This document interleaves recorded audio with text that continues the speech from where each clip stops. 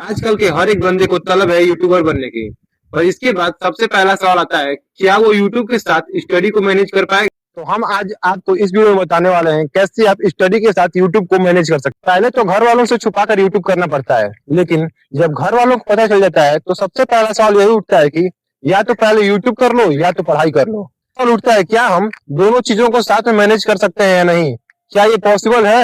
इस सवाल का सीधा उत्तर है जी हाँ, हम बिल्कुल कर सकते हैं। इससे पहले कि मैं इस सवाल के उत्तर को शुरू करूं, मैं आप लोगों को अपना एक्सपीरियंस शेयर करना चाहता हूं, कैसे मैं YouTube के साथ अपने स्टडीज को मैनेज करता हूं। और मैंने बोर्ड्स में 96.4% लाकर डिस्ट्रिक्ट में थर्ड रैंक लाया था। तो आपको पता चल ही गया होगा कि ये पॉसिबल है और ये फुली पॉसिबल है और ये आप भी कर सकते हैं।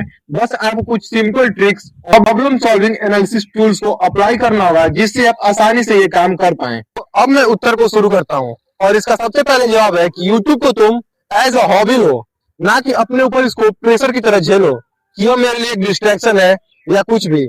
अगर तुम्हारे मन में ये माइंडसेट बैठ जाएगा कि यूट्यूब तुम्हारे लिए डिस्ट्रैक्शन बनते जा रहा है, तब तुम कभी भी यूट्यूब और स्टडी को दोनों साथ में झेल नहीं पाओगे।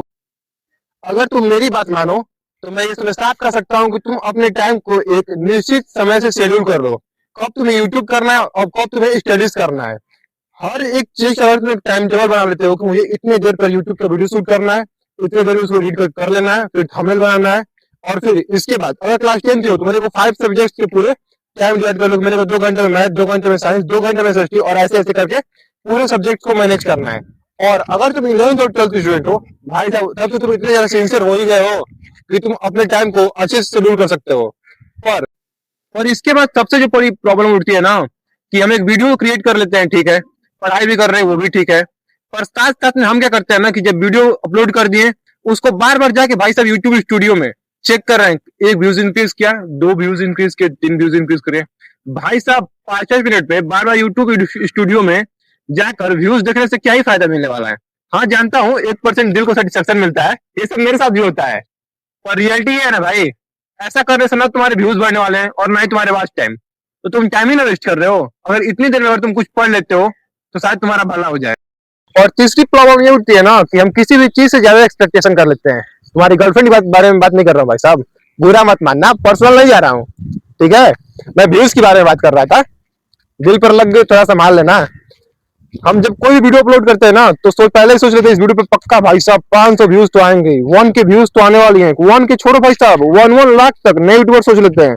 और ऐसा मैं भी सोचता था, पर जैसे जैसे बड़ा हो रहा हूँ ना, अकल जो है वो ठिकाने लग रही है। किसी भी चीज से ज्यादा एक्सपेक्टेशन नहीं करना चाहिए, चाहे वो एआई हो या तुम्हारी गर्लफ्रेंड।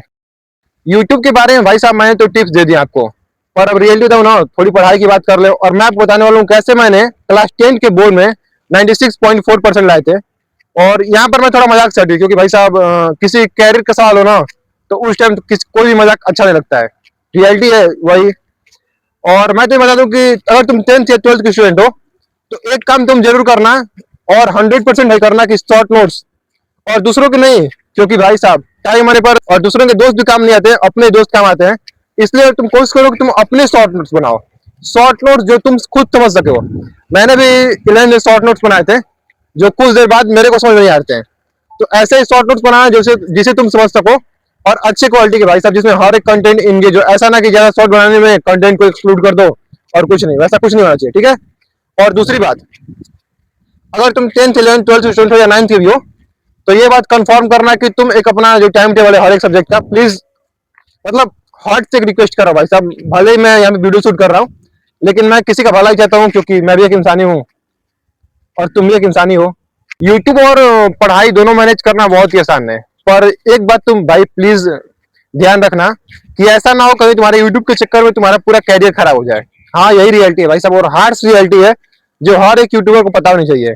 जो बड़े यूट्यूबर है ना वो तो आपको बोलेंगे कि तुम यूट्यूब करो, तुमको अर्निंग होगा, ये होगा वो होगा, पर ऐसा कुछ नहीं भाई साहब। कौन जाने यूट्यूब तुम्हारे चैनल को मोनेटाइज करे या ना करे, ये भी तो है। ना तो तुम्हारे यूट्यूब ग्राफ का है और ना ही कुछ जो कंफर्म ही है कि 100% यूट्यूब वाला तुम्हारा चैनल मोनेटाइज करेगा।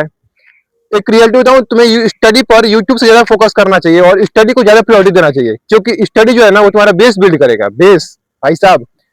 एक यूट्यूबर कितना भी, जो सौरभ जोशी का नाम सुन रहे हो ना भाई साहब, ये कोई भी ब्लॉगर कितना बड़ा यूट्यूबर हो, कैरी, अरे मिस्टर बीस्ट या कुछ भी, कितना भी अर्निंग कर रहे हो, लेकिन जो यूट्यूब का बाप है, जिसने यूट्यूब को स्वयं बनाया है, वो तो पढ़ के ना बनाया होगा।